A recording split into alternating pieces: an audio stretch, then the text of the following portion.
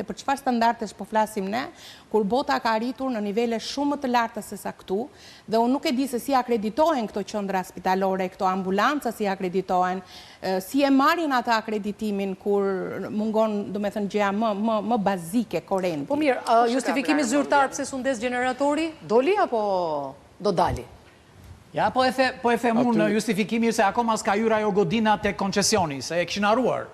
Futun koncesionin këte dhe harruan atë, pa dashje. Pa dashje e kanë bërë, nuk kanë dashje. Pse nuk ngrihen mjekët kur lidhet çdo gjë me kushtet e tyre të punës? Se unë me Erion Kriston për shembull kur nuk kemi kushtet mira pune, e ngrem zërin. E ngrem për veten tonë, po e ngrem edhe për shikuesit tanë, kupton? Kështu që ata e ngrem për punën e tyre. Nuk është detyrë e mjekut dhe infermierit për problemin nëse ata do të ishin siguruar.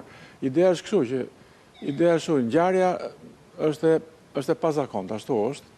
Vërtet shqyr pacienti. Më është kaqëzisa po e bëjnë ta kolegët tani se një sekondë. Problemi qëndron ke ajo që tha edhe Besniku, edhe këto nga shkaku që ka një problem të madh tek sistemi publik spitalor. Në raport me spitalet private, spitalet publike kanë shumë para, po i harxojnë keq, i keq menaxhojnë. Jo nëpërmjet tenderave, nëpërmjet gjerave, ato normalisht duhet ishin të rregulluara, se ka bën vakiteja shtetit që ikin dritat, po është gjeneratori. Edhe nëse ikën dhe gjeneratori, janë ato llambat me bateri, që duhet të ketë çdo sallë operacioni. Pra, një sekond, a mund ta marrim pak shtuar këtë gjë? Besnik, ti ke qenë funksionar aty dhe ti di sa është fondi për shëndetësinë sot? Të kthejmë pak në një element që u diskutua, më falë profesor. Sa është fondi? Një element që u diskutua pa vajtë të fondi, është një element fondi.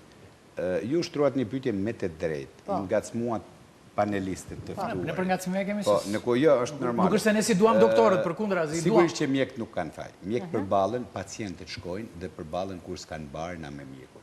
Thotë ju keni faj. Po, do me thënë, nuk kanë faj mjekët që këtë ngarkesë e marrin ata përsipër kanë faj. Dhe me lesh të mbaroj logjikën. Se po e marrin ata. Dhe me lesh të mbaroj logjikën. Çfarë të mbarosh tani se? Shkojnë realisht për plasën. Kush është problemi? Marrim rastin që nuk e harroj edhe në këtë botë edhe në botën tjetër. Rastin kur arrestohen gjithë funksionarët e ish Ministrisë Shëndetësisë, pra beqja me shok, beqja me grupin e hajdutëve, e thënë në mënyrë shumë modeste, shumë etike. Demokratani, po. Jo, shumë falë. Po, sa është njësoj si dalje në televizor, thotë që Besniku ke barnat vodhje. 150 milion euro vajzë dashur. Nuk është ajo tema. Një minut. Kur ka qenë Besniku të barna, Ornela, kur ka qenë Besniku të barna, që janë ullë çmimet, që janë 10 fishuar numri, ja ku është zonja, ka qenë biznesmene, me gjithë shoqin.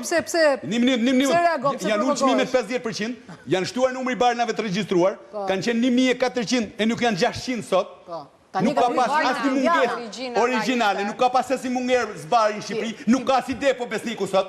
Nuk ka si vil Besniku sot, nuk ka si shtëpi Besniku sot. Ja, një minut, prit, kthehemi. Ja, një minut. Jo, nuk mund të bëjmë paralelizim me njerëzit.